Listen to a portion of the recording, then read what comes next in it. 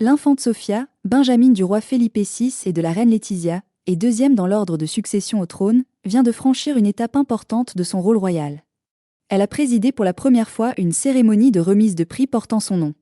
Cet événement, inscrit dans son agenda officiel, inaugure un nouveau chapitre dans sa représentation de la couronne, mêlant engagement et élégance.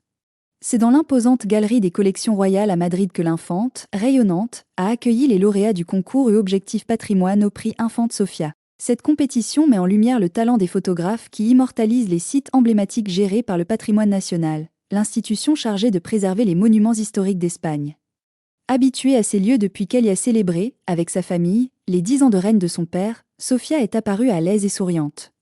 À cette occasion, elle portait un tailleur pantalon blanc, un choix vestimentaire symbolique qui rappelle la première apparition officielle de sa mère, Laetitia, lorsqu'elle a été présentée comme fiancée de Felipe VI. Ce même style a été adopté par sa sœur aînée, Léonore, lors de sa prestation de serment sur la Constitution à ses 18 ans.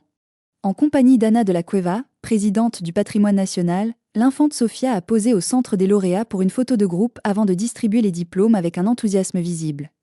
Si elle n'a pas prononcé de discours, elle a, par ses gestes maîtrisés et son aisance naturelle, démontré qu'elle intègre peu à peu les codes de son rôle royal, observé chez ses parents et sa sœur. Sofia s'est distinguée par son naturel désarmant et sa volonté d'encourager les participants.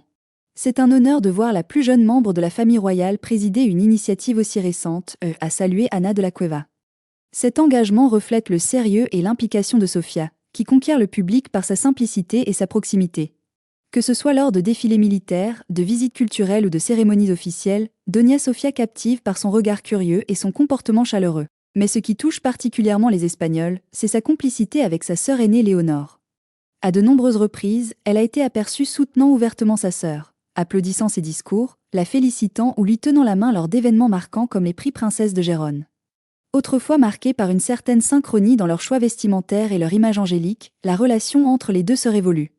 Léonore, héritière du trône, incarne une figure de maturité et d'exemplarité qui séduit les Espagnols. À l'inverse, Sofia, libérée des contraintes liées à la succession, exprime son originalité à travers un style plus audacieux et décontracté. Bien que ses études au prestigieux UWC Atlantic College au Pays de Galles s'achèvent bientôt, des questions subsistent sur son avenir. Suivra-t-elle une formation militaire, comme Léonore ? Rien n'est moins sûr, étant donné sa position au second rang dans l'ordre de succession.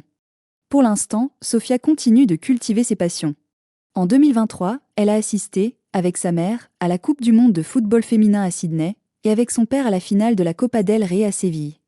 En 2024, elle était présente à Berlin pour soutenir la Rora lors de l'Euro. Cette nouvelle responsabilité, à travers la présidence des prix et objectifs patrimoine, souligne également son intérêt pour la photographie, une passion qu'elle semble prête à partager avec le public.